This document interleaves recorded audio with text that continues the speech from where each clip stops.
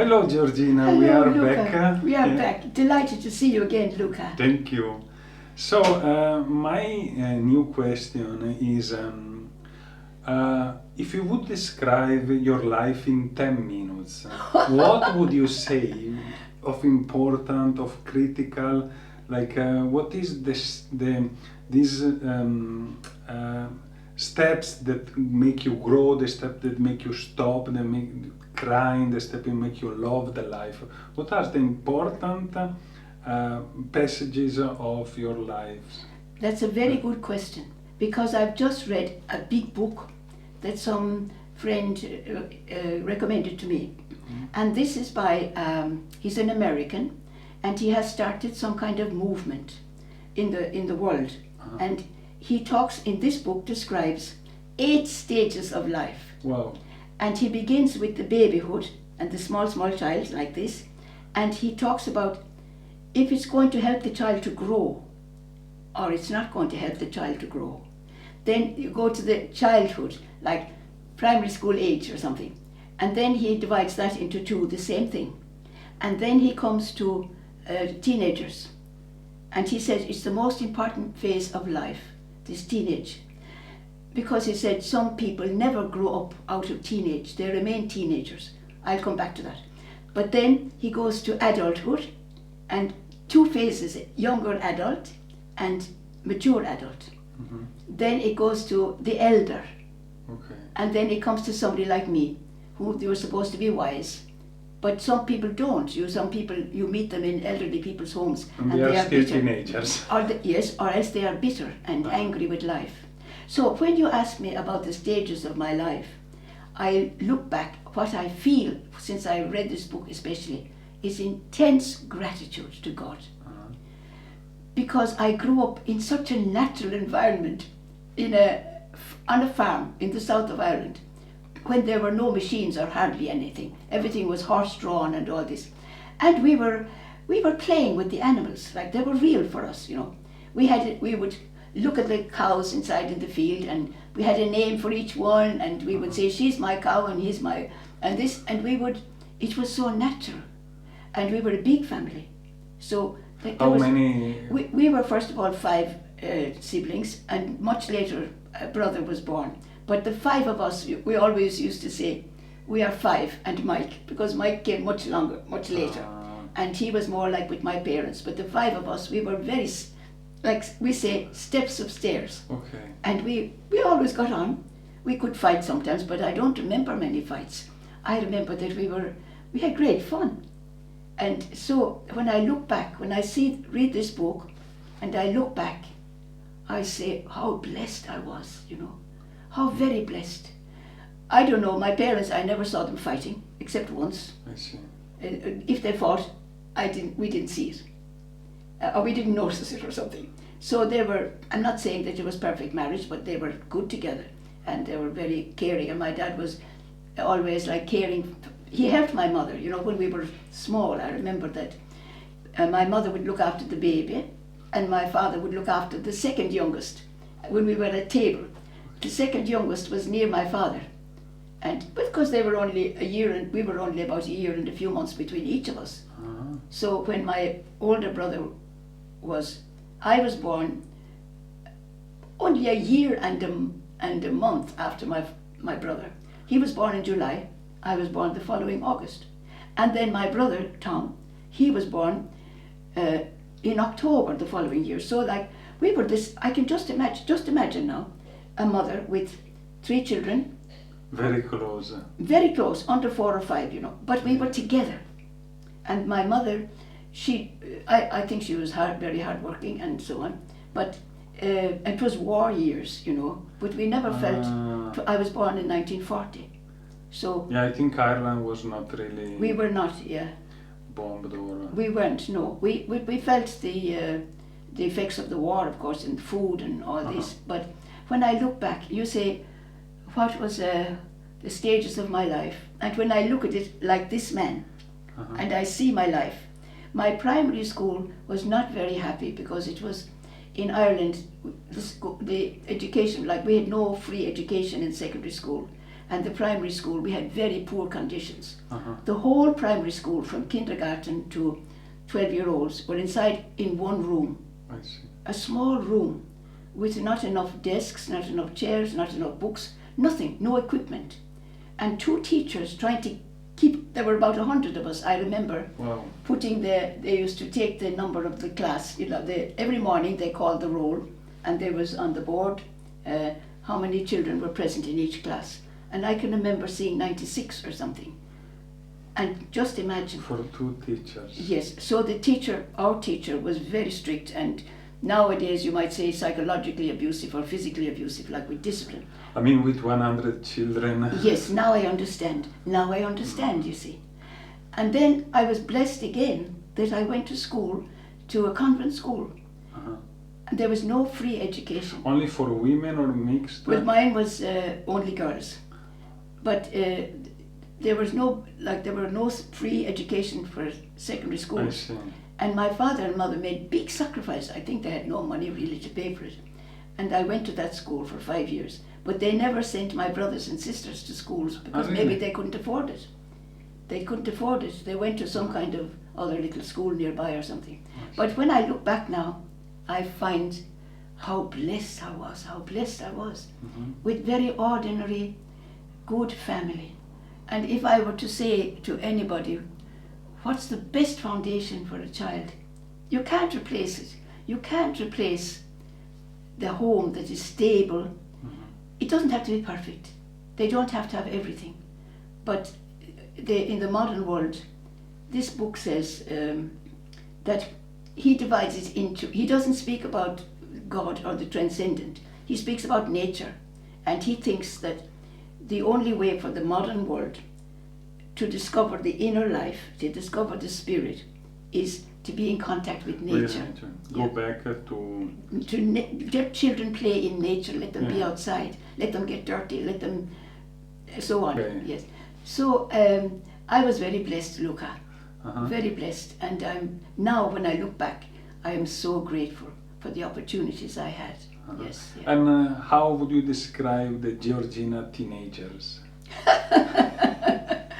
I was As wild. is the most difficult part of one Yes. of the most, and I can imagine, because when you are a teenager you can do silly things. Yes. Myself, I did a silly thing, and I feel that I didn't cross the border. Yes, yes. But if when you are a teenager you don't think too much, No. and you cross some border that you cannot come back. Yes, yes, yes, Yeah, yes. this I think is Yes, the yes. real issue. And many teenagers, they talk about this. And I don't know, did I share with you the last time?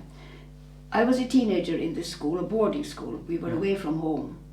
And on the whole, I was very happy there. But I have things I regret too as a teenager, you know.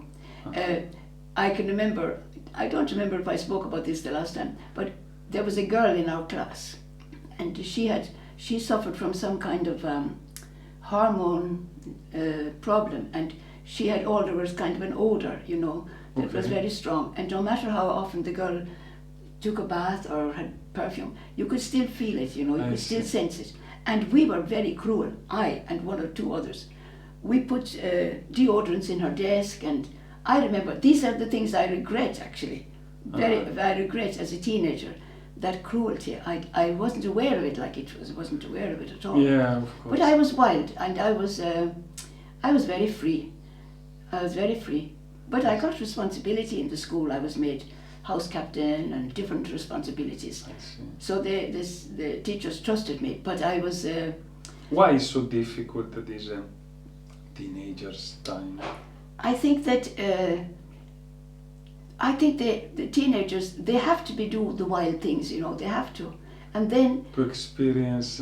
Yes, they must test. Like, I remember once hearing something like that. A teenager is like somebody in an orchestra, you know, like there are trumpets and trombones and drums and violins. And the teenager, if he has all these inside, he has a trumpet inside, he has a drum, he has a violin, and he plays them all together, you know.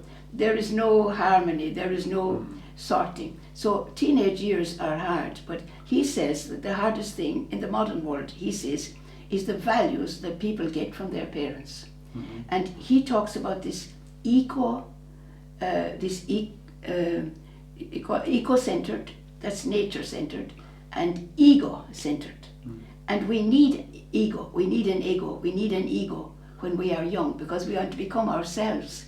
Okay. But some parents, they don't allow children to become themselves. They're trying to channel them, not just like good guidance, but trying to force them into being something that they would like them to be, like to be a lawyer or to be a doctor or something. But the teenager has no taste for it. And now I'm in contact with some parents here, and they tell me their children won't go to school. They drop out, they don't study, they can't focus. And a lot of it is because we blame the internet and we blame The social media. But it was always the case, that teenagers, we say, go off the rails. Some do, yeah. And I don't know, I think what helped me, what helped my family, I think was we had ordinary ambitions. My father used to say, mind your books. Yeah. Because we were, like people in Ireland were poor. We were not among the poorest, but we had only one small farm, and so one of us would have it. My brother had it. But the others, we had to get out, we had to do something, we had to work. We had to find work. So he would say, mind your books, meaning study, you have to study. But he wasn't like saying, study so you will become an engineer, or study so you'll become this or that, but president. Yeah, but to make our living, and to be. And I think one of the greatest things in a big family is, or even 3 children, is that you have to think of the others. You have to have your own ego, your own personality, but you have to also think about others. And I think for teenagers, team sport is very good. Team sport is very good.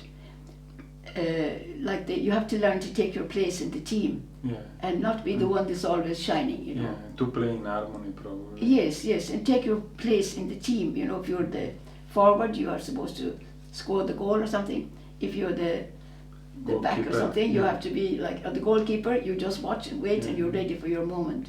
So growing up as a teenager, I think it's about values. And something that's not so good is sometimes parents have children too quickly making them adults. Girls dressing like adults before they're even out of their teens, with makeup, and the later teens, of course. And which are the most important values? I think to know that love, for example, gratitude, service, forgiveness, the ordinary human virtues. We talked about it the last time. Yes. Ordinary goodness, goodness. If a child knows that to be good, to have goodness, to tell the truth. Yes. Like when I was a child, we used to steal. We'd steal the sugar, and we'd steal the currants, and we'd steal, we used to steal, and then my mother said, no, you mustn't take that, Or they would get a gift of a box of chocolates or something, and she would hide it as high as she could. We would find it, and we would eat it. But then we knew that was wrong. We knew it was wrong. Or we would tell lies, but we would be told, no, that's not true. That's not true. Tell the truth now. And they'd say, put out your tongue. If they thought you were telling a lie when we were small, they put out your tongue. Oh, it's covered with black spots. I don't know. Like simple things. I see. And to share, to learn to share. Because little children, they're naturally at the age of 2 or 3. It's mine. This is mine. This is mine, and they must learn that. But then their mother will usually say, "Give a bit to your friend, or let him taste it," or something like this. Yes. Yeah. So I think I was lucky like this, that I was given ordinary good values, and we had to work a little bit. I remember actually, I have one story. I don't know how old I was. We had a woman in the house to help my mother, and we'd help with the housework and all this.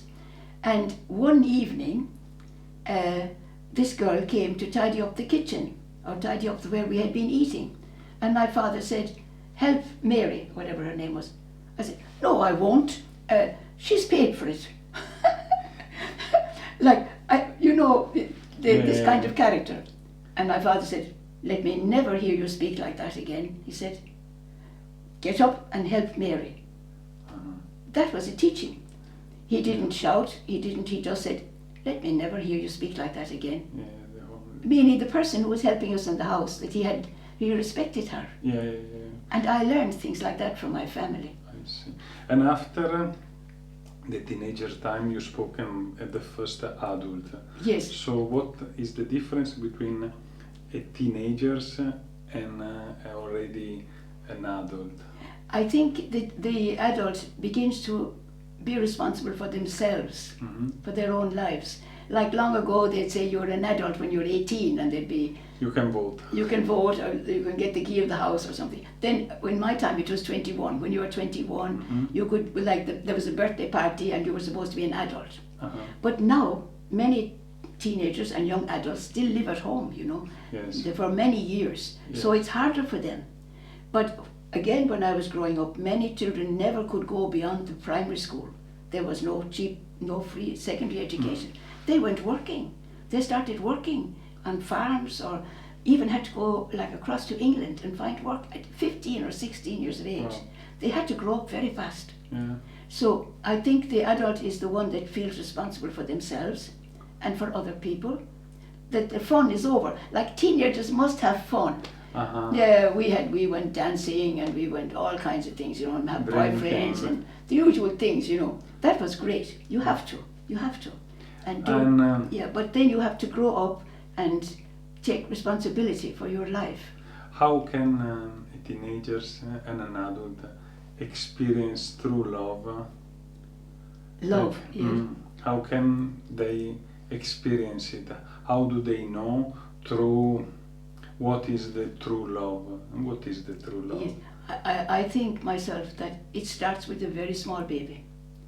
Like that, if a baby knows that they are loved, they experience love. They know then what is love, you know, and they know what is not love.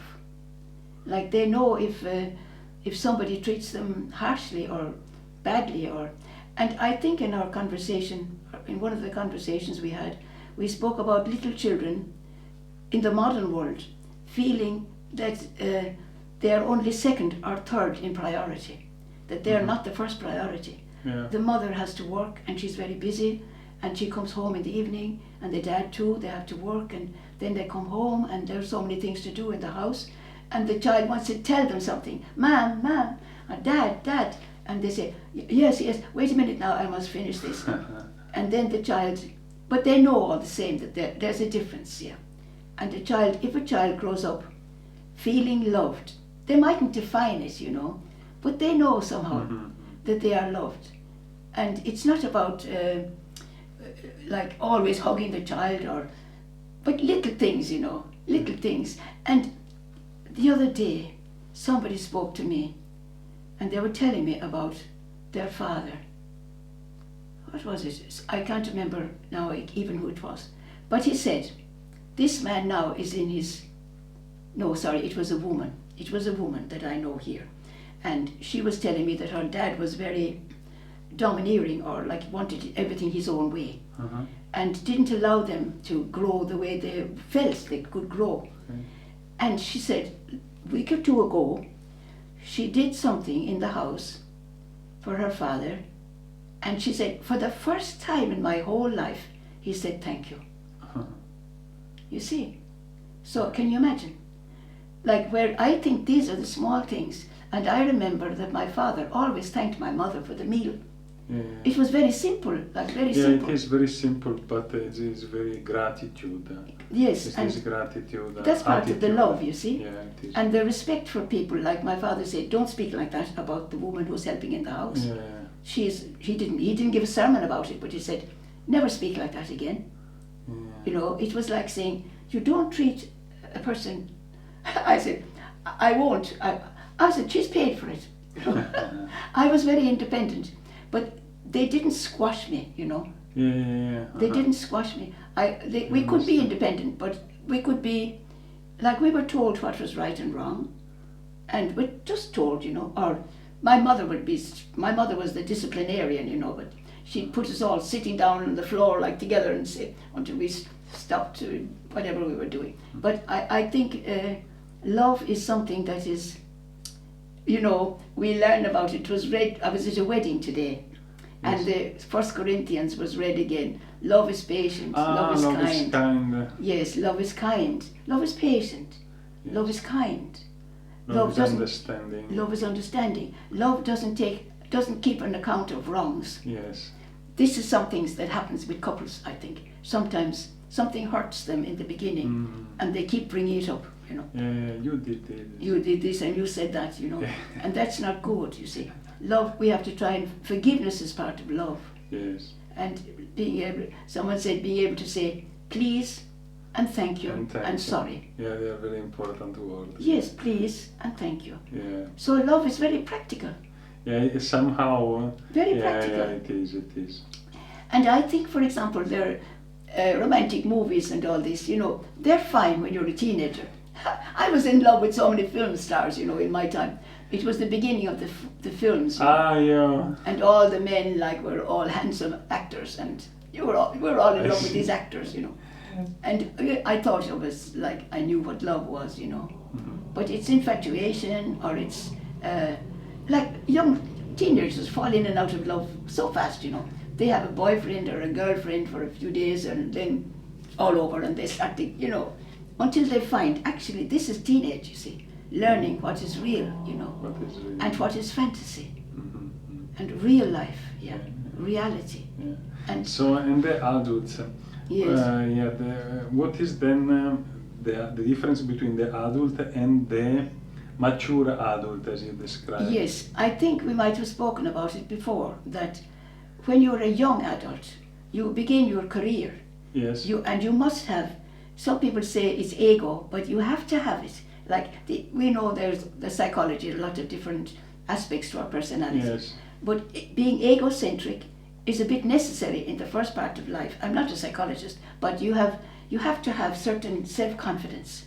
Correct. You have to have some kind of get up and go, you know. Yes. So the young adult normally wants to get married, wants to have somewhere to live that's decent, if you can afford it. Yeah, Once you get on car, yes. some holidays. Yes, the essentials. And that is the job of the adult. It's productive stage of life. Okay. We have to produce, whether it's at work, or if you're an artist or a musician or something, you produce. If you're working, if you're a mother in a family, you produce food. You produce the meal for the evening. If you're a man at work, you get a task to do. You have to complete it. You get on with it, and that's very, very important. And for the first part of life, that young adulthood, that's their job. And we grow out of it. You see, we grow in it. Yes. We grow in responsibility.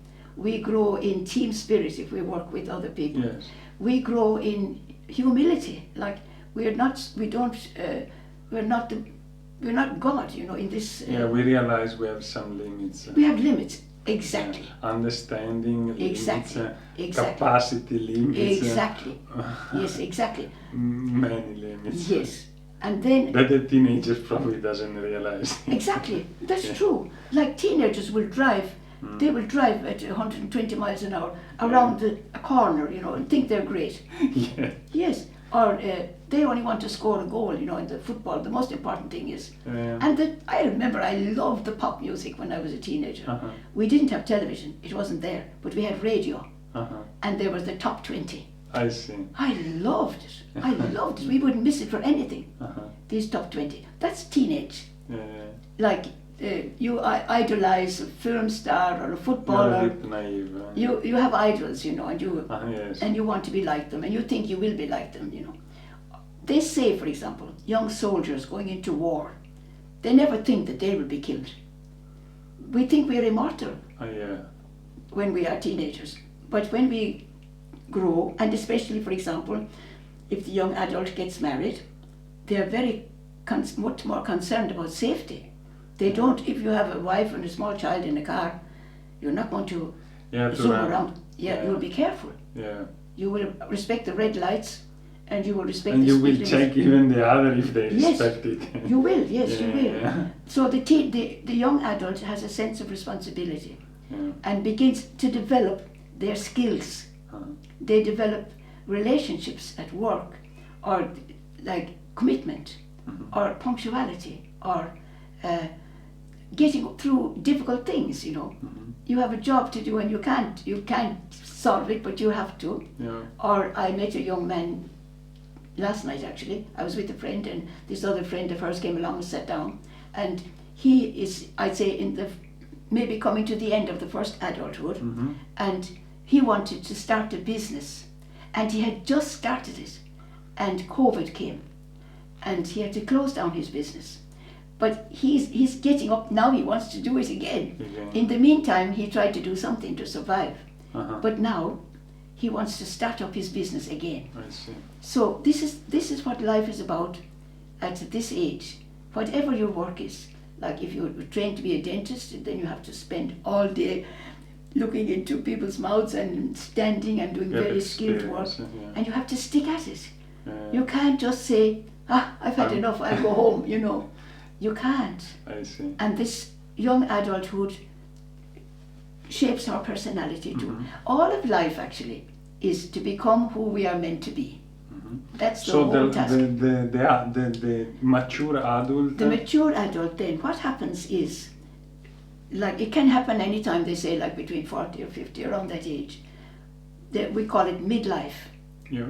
And midlife is when you suddenly realize, as you said, I have limits, Or then, for example, sometimes it happens that a person is quite good at their job. Like they could be high up in the business, or like employment, with good management skills or good high salary or something. But then one day they wake up and they say, is this all what life is about? Am I going to do this for the next 50 years? I don't want just that, I want something more out of life. And what do I want? Yeah, I think because after 20 years of work, Yes. the routine Yes. is making you think, what is the life about? Yes. Because you work from Monday to Friday, Yes, then you have weekend, then you Yes. have holiday, yes. and then again. Work again, yes. Yeah. So it's important that work is important when we are young. We have to do it. Yeah. And like I was a teacher, but a very bad teacher. I love teaching and I love teenagers, but I was very bad at discipline. Don't tell me. Yeah, you know about it. Teenagers are difficult. Yeah. Yes. It's terrible. So I didn't continue teaching. By the way, you know that they found some Egyptian fragment that they write, if we go on with this generation, we will destroy our society. Yes, I Already remember in the reading Egyptian. that. Yes, I remember reading that, yes. Yeah. So, like, what happens in the first half is we are developing who we are, but we don't do it consciously. Like, we are focused on the work, we are focused on having family, providing enough money for the family, or like providing a home, or making sure there's enough. Yeah. So, just to repeat, Yes. we are human beings, we are not animals. An animal is satisfied if it has enough to eat, it has food, it has offspring, and they don't look for any more. Okay. Maybe domesticated animals like dogs or horses or cats, they somehow connect, with people. But still they are not people. But the human being takes a whole life to grow. Like most animals that are born. Okay, but so not the last one, because the last one is the wisdom. Yes, the second half of adulthood. Yes. Is when we come to this realization that life is not enough. It's not enough just to work. It's not even enough somehow to have family or children, or even though we still love our families and we love our wives and children and everything, but we begin to feel there is something. If we are thinking, and if we are taking a bit of time, we realize that it's much deeper. Life is much deeper. And something happens at midlife. Sometimes it's simply that you get tired of work, say, And now you will travel the world. Is Yes, this guy that yes, or do something like this. But you don't. It doesn't have to be so big a change. But we begin to think about about the inner world, who we are and what we're meant to do. And if we don't somehow, I would say it's too late, or yeah, you do differently, because I think also the teenager, also the adult think, but probably he doesn't know what to do. Yes. While the stability of an adult is like, yeah, now I want to understand more. Exactly. It's not about doing. You might still continue in the same job. Yeah. Because some young adult, like say, in the middle of the adult life, this midlife, some men, for example, maybe women too, they leave their family and they go off with a young woman, because they change partner. They go back to their teenage, instead of going forward. They go back, where you have a lot of boyfriends, girlfriends, and you're just playing. They go back at clubbing, drinking, and exactly. You see, whereas it's an invitation to deepen. As you said, you asked a very good question. What is love, And fidelity and love deepens. I know it from families that I know, my own family too. Like when people persevere in the marriage through crises and disappointments and sickness and many things, there's a different way of loving, There's a fidelity, there's an understanding, there's a patience. Yeah. And accepting the other person with their limits. And so the second half of adulthood is to begin this journey inwards. And many cultures have stories like about people, even in the old Greek mythology or whatever, people go off like looking for something. They leave home and they go off on their horses to find something, and then they come back home again. And this is what they say, we have to somehow begin to realize that there's more to me than my work, even than my family. I am a person, I am an individual, and I have an inner world. And you begin to explore it. You can't help it really. If we take time to think and to read serious things or have serious conversations, we begin to think. We begin to wonder about things. And then the second half of the adult person is growing into the interior life. Yeah. I know there's one lovely man that comes to visit me here in Leishan, and he began to change his job about 5 years ago, and in this job the company he joined was a company interested in this kind of thing that we are talking about, doing courses to help people to begin to think, to begin to discover themselves. And he became what we call a coach for young people. It's not psychology, it's like helping young people to think about deeper things and so on. So the second half of life, it often begins with a crisis.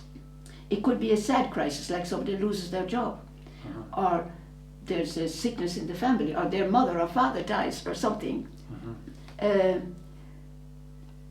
Actually, this I think this video, did I tell you about this video that I saw recently about a monk in Egypt? Not really. But actually, the beginning of his change was that he actually worked as a volunteer in a hospital for a long time. And he said part of his job was to be a porter in a hospital. You bring on the trolley, you bring people for operation. Yeah. And when people die, you put them on the trolley and you take it down to the morgue. Yeah. And he said he did that all the time. And he took no notice. He didn't believe in anything deeper, He was just taking the body and it was just put on the trolley and it was just a body. He said he even had a very strange experience that there was a teenager, or a young girl, who died in the hospital. She'd been sick most of her life and she was very thin but a lovely little girl. And she died. And he said when she died, he took her in his arms and took her in his arms down to the morgue. But he said it still didn't strike him. Then his mother died. And he said he was at the bedside and he began to realize there must be something. There must be something more. And that was the beginning of his change. And this is what happens, you know. Something like, let's say if you were in the Twin Towers in the 9/11 thing, and you happened to be not to go to work that day, you know, there were many stories. Yeah. And then you'd say, but life is serious, you know, and life is not about, it's not just about making a living and going to football, and it's not just a swing between work and play, or even with relationships. I am a human being, and there's something inside. It wakes up, like people like the Buddhists will say, there's an awakening. There's an awakening. And we begin to think about it. It's not that we say, I'm going to sit down and think about myself, but something stirs inside, and we begin to wonder about things, or we begin to look back on our life. And I think you said some minutes ago that if we don't have the ideal childhood, or we don't have the ideal teenage or something, is it lost forever? No. They say you can get it back. Like if you were, I know some teenagers, and they feel very responsible for their parents or something. They have to do the work, they have to be responsible because somehow the parents are not adequate. Maybe they're always sick, or one is in hospital or something. And the teenager has too much responsibility. And they don't have a teenage. But they can have it. They can have it like when you're older, you can do the things that teenagers did. Not quite crazy. Yeah. But you can, as we say, you can eat ice cream, you can go skating, you can do what children love to do and enjoy it. Like you can. So this second part of life is looking back on my first part of my life. It's like as if I remember my own, actually. I remember I was nearly 50, but I remember feeling this restlessness, you know, when I was in my 40s, and wanting something. And I remember feeling at some stage all over the place. I wanted this, I wanted that, and I felt pulled in 100 directions. And I had a dream, and this was the first time that I began to think about dreams. And the dream was, I was overworking, and I was like putting myself under great pressure. I thought I could do everything, 3 jobs, you know, at the same time. And I was really exhausted, but I wouldn't stop. And I had a dream, and it used to recur, this dream. And I would be in, let's say, in the kitchen, and I would open the kitchen cupboard, and there were nice glasses inside. And when I opened the door, one glass would crack like this, and I would wake up. And then another night or later, I would dream again. I might be in a different room, and it might be a different thing. And when I'd open it, it cracked. And then we say in English, you will crack up. Meaning if you put something too much stress, inside. yes, was waking up and saying, I have limits. You say, I didn't think I had any limits. I didn't think I had any limits. And the final thing that happened was, one night I had a dream, and I had a beautiful cut glass, like Bohemia glass or Irish water glass or something, in my hand. And I was going across the kitchen, and the floor was hard. And I dropped this beautiful cut glass jug or vase here. And it went into hundreds of pieces on the floor. But then I began to pick up the pieces. And I remember that I was visiting somewhere, and there were, you know, you're in a visitor's room and there are books on the shelf. Yes. And I picked up one book, and it was, because I'd never heard of it, The Midlife Crisis. I think I stayed awake all night reading this book, and it was describing what I felt, how I was falling apart. That was my experience. Not everybody feels like this, but I felt it depends on from the experience of life. It does, yes. And why you reach this stage, you know. Yeah. But and the last one part, the wisdom. Then you become, when you become a mature adult. So when you go in pension. Well, even before it, before it, maybe in your 50s or early 60s, yes. Then you become what we call an elder. Because, for example, you could be like in your job. You can have an eye for the younger members of like in the team, or you can, like you might work in socially, you might volunteer for something, and you can pass on gently or by your experience what you have learned. And this is why in the past grandparents were very precious. Yes. Because parents don't have time, but grandparents do.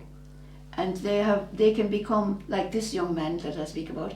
He's still in his, I'd say maybe late 40s. He's not 50 at all yet. He has 3 young children and his wife and family, and he has his work. But he already feels the need to help young people. And another man that visits me, when he was young, he dreamed of being a teacher and helping young people. But then he didn't. Like, he just took a different job, maybe because it was coming up, and he didn't teach. But now he's in this second adulthood. His children are still like teenagers, and his wife, they're together. But he had this feeling that he should do something else. And we were talking, and he said, I said, well, what did you ever think you would like to do? He said, I wanted to be a teacher. And I said, is there which kind of teacher? Any kind, like he was an engineer anyway, but he was just thinking he'd like to be a teacher. And I said, and now, is it possible for you to be a teacher? And the end of it all was, he took up teaching 1 day a week. And his aim is not just to be a teacher. He wants contact with young people. I see. And to somehow be an elder for young people, or even young members on the staff. Young people in their early marriage, for example, or early jobs, or no job or something.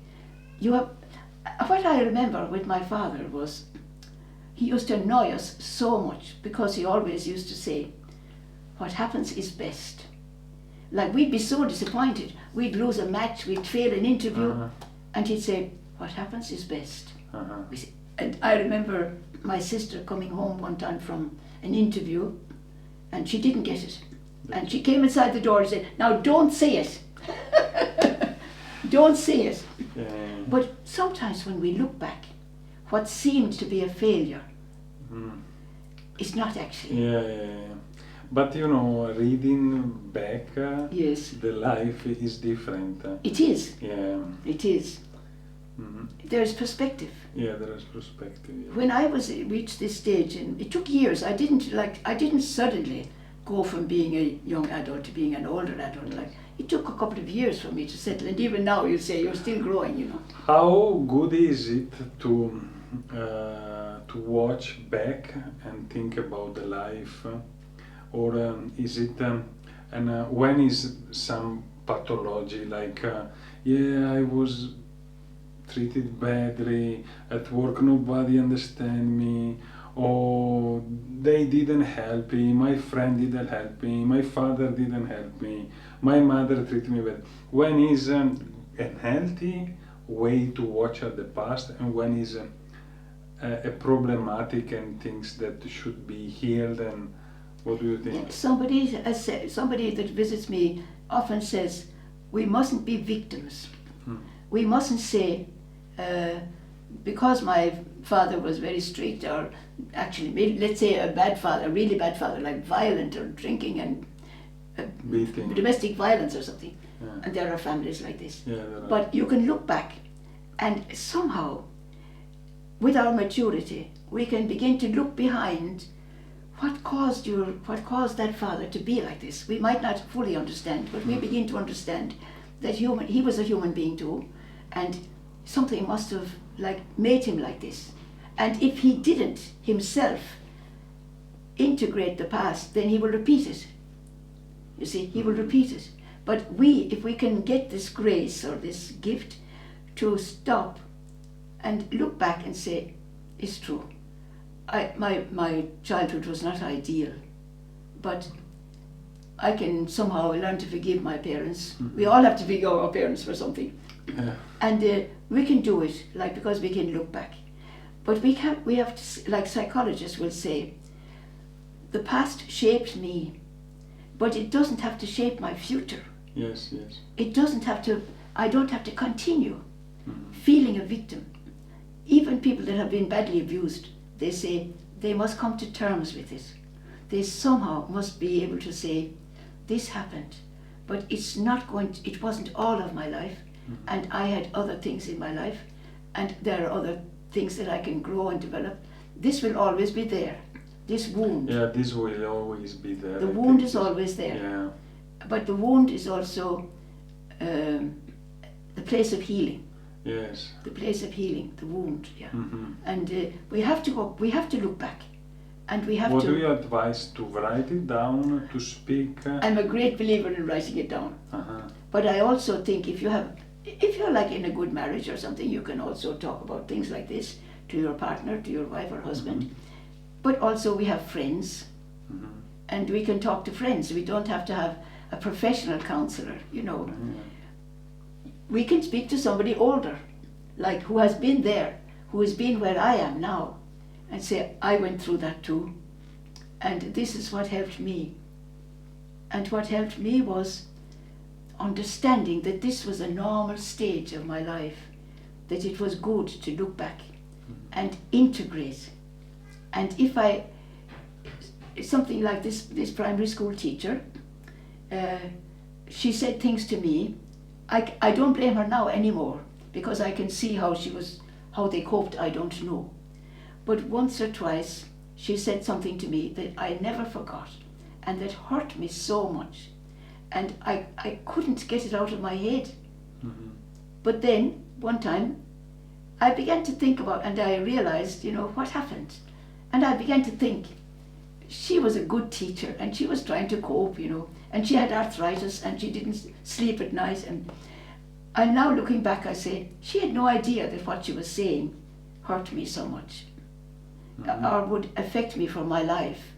So I say, it was part of my formation. It was part of making me who I am. And if you come to realize that somebody makes something bad to you intentionally, how would you? Because I understand if you say, hey, I understand my father, he was also, I don't know, had this problem, he was poor, he had to go to work, at work they were aggressive. Okay, so, but the understanding, but if you come to realize that, I don't know, somebody. Yes, they can intentionally, hurt. They want to hurt you, and they like to hurt you. They do, yes. How would you excuse, how would you understand? I think we might never excuse it, but I think what we have to do, forgiveness is a very strange thing. Yeah. And the person who forgives is the winner, you know. If I nurture something bitter inside all my life, I'm the one that has the ulcer, I'm the one that has the misery, I'm the one that is bitter.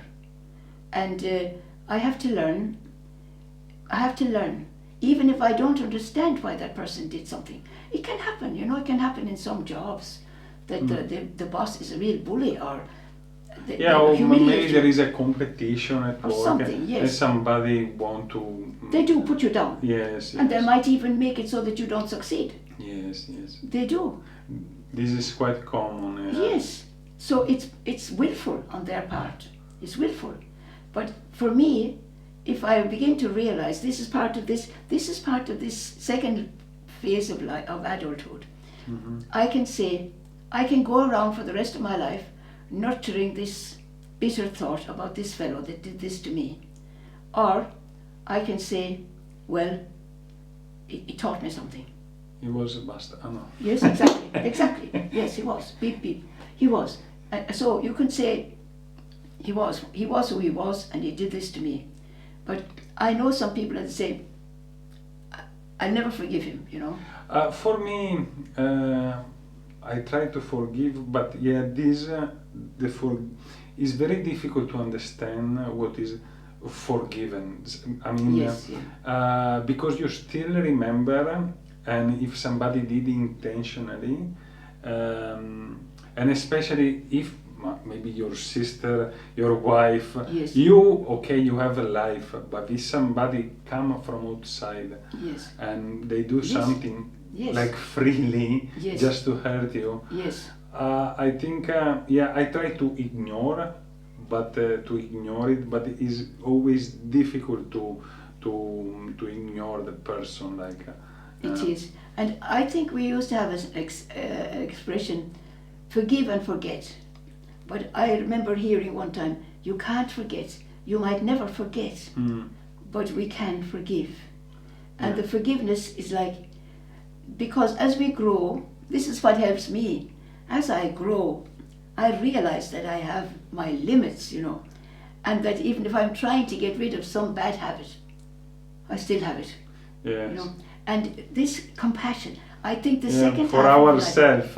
Look, I'm here still blaming this poor guy. Yes, yes, This this is it. stupid. Yes, exactly. And Yeah. I think the compassion is For ourselves. first of all for myself, compassion, and then compassion for the people around us, even the people who hurt us.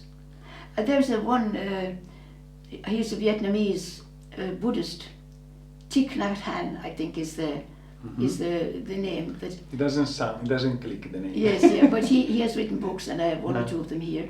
But he learned to forgive, and it's about forgiving. Like we'll say, he grew up in Vietnam, and it was during the war and all this, and what the Americans, let's say, did to his country, or what other people have done to other countries, or you have slavery or something terrible. Yeah. But It's true, yeah. You can learn to forgive. There's a very famous African woman, Bakita. She lived in Italy. She did. And I know the story. Can you tell me the story? Can you remind me? She was abused.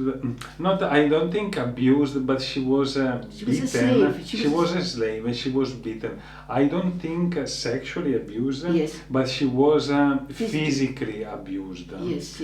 And she was left in the forest.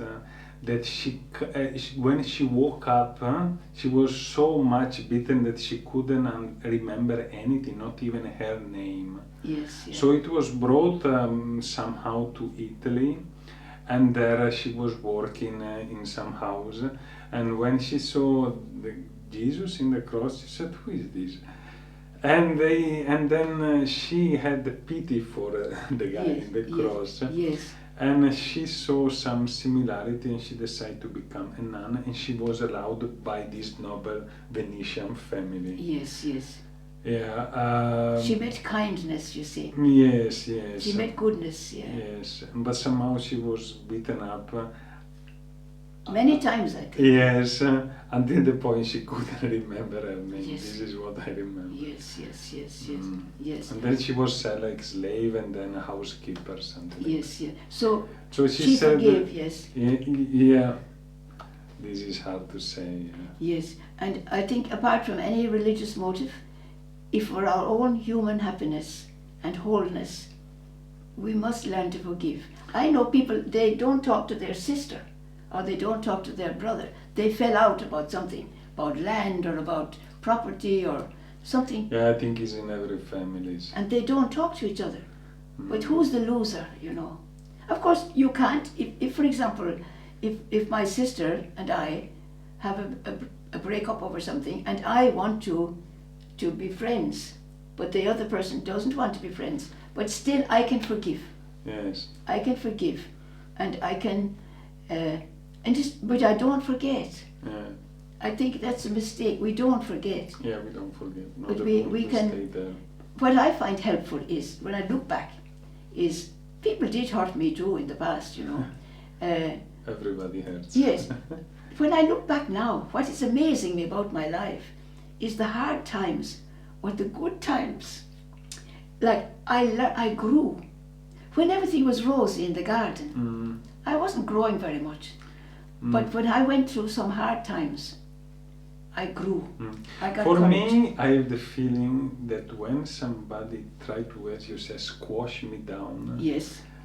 God hold me. Yes. This is my feeling. Yes. This is at that time when that happened, that tried to squash me, but there was somebody that backed me up. This is my feeling of gratitude. Yes. But it's difficult. It's easy to thank God, but it's difficult. Forgive. It is. It's not easy. It's not easy. And I think it's I think something we have to gradually. And you said something about how do I know when I forgive?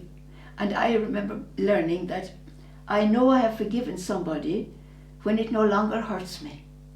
I can tell the story, I can remember it, I can remember the place and the day and everything that happened, but I can tell you the story without crying. Yeah.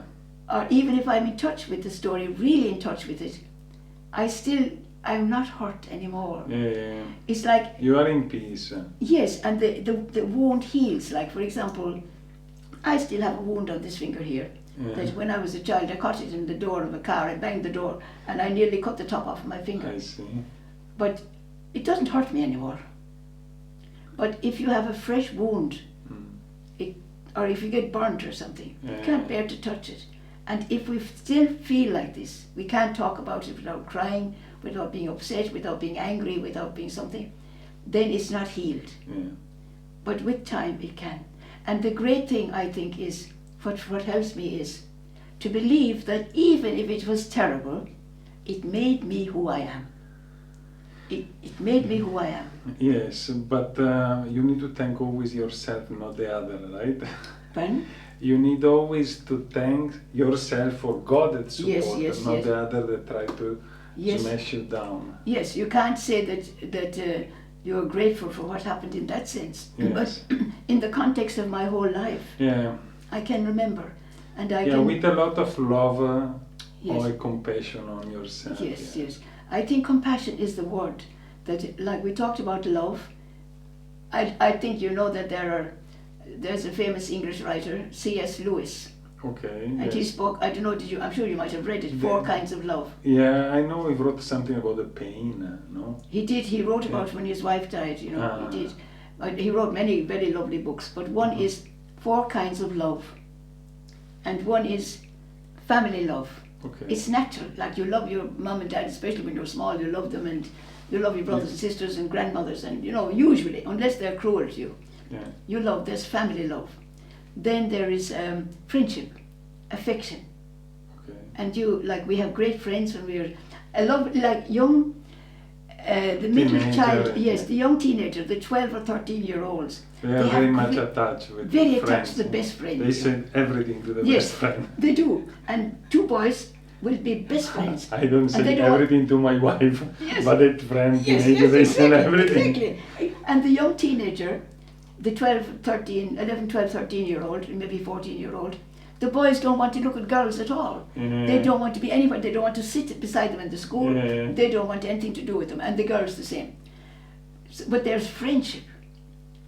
And some friends have become friends for life, you know. Okay. So he talks about family love, Friends. friends, affection. Then there's married love, eros, which is passionate Yeah. love. And then there's charity. Uh-huh. And charity means you love people that don't love you. Mm. You love people Freely. freely, like you help people in need. Like it's amazing. Like we'll say, firemen or something. Yeah. They risk their lives for other people. You know. Volunteer. Yes. They're going war zone or Yes, yes, they go problematic area. yes. That's charity. Yeah. Love for somebody who doesn't love you back. Yeah. Because sometimes if you're like, It's not very much. It's not people. I won't say. It's not rational, but No. in a sense that is. but you choose it all the same. Yeah, many people doesn't realize how important is this love. It is, yes, Because, it is. It's outside of our understanding. In a sense, Yes. as the family love is something Natural. natural. This is beyond our ego. It is, it is, it is. So charity love, and then another one. The four, there is family love, Yes. then friendship between Yes. men or women, doesn't matter, friendship. Then there's Eros, yes. eros, which is passionate love, Yes. and then there's charity. Charity. This is what C.S. Lewis described. Okay. The last love is totally disinterested. I see. That I will help somebody, like you read about it in the war, for example. People like they have pity on the enemy soldier, you know, who's lying there and dying for a drink or something, and they give them the water they have, you know. Or you have people, you read about people in Auschwitz and places like this. They gave the bread or they gave the water. They had nothing, but they somehow were able to love the stranger Like more than Maria themselves. Kolbe. Yes, yes. And it's like, this is, And they can be charity. There is charity in family too, because sometimes the family love is not enough, you know. You have to have charity. Or married love, like you have to, sometimes the charity that keeps us going, you know. Not just the eros, or that will pass, as you said, like the feelings the pass. passion at 40 Of is course. not so. No, it's not, you see, and it's not meant to be. Yeah. It's not meant to be. It's like for a time. Yeah. And everything has its For a time. short time. I think we can wrap up here. Yes, maybe, Luca. But it comes back again in different ways. Yeah. There's always change, there's always change. So this was the second part of the adulthood, is the elder. Uh-huh. Then there's the last stage, The wisdom. wisdom, yes. And again, it's a bit like the elder, but it's even more deep. I think that we're supposed to learn in this stage of our life the ultimate value, like, of life. What are the ultimate values? You know? And we are there, like, you look at life differently. I can see myself even, like, I'm 84 nearly, and definitely I see life differently now. Definitely. Yes. So, but this book that I mentioned, he says some people will reach this adulthood, the age, the wisdom, and they will have all the things that children had. You will have the play of a young child, you know, curiosity or something. The teenager, like, you'll have the adventure, and you'll do things that are adventurous. You won't just sit in your armchair or something. I'm thinking when Paul wrote, it's better for you that I'm here, but I would like to be somewhere. Yes. This is a stage of life, I think, quite. It is. It's better for you that. Yes. And sometimes I also, it's like this, yeah. It is. So, thank you for your time, Thank Luca. you for your talk. It was very interesting for me. I hope for you me too. enjoyed it too. Yes, thank you. Yes. This is what happens when we start a conversation, you see. If the question leads to something.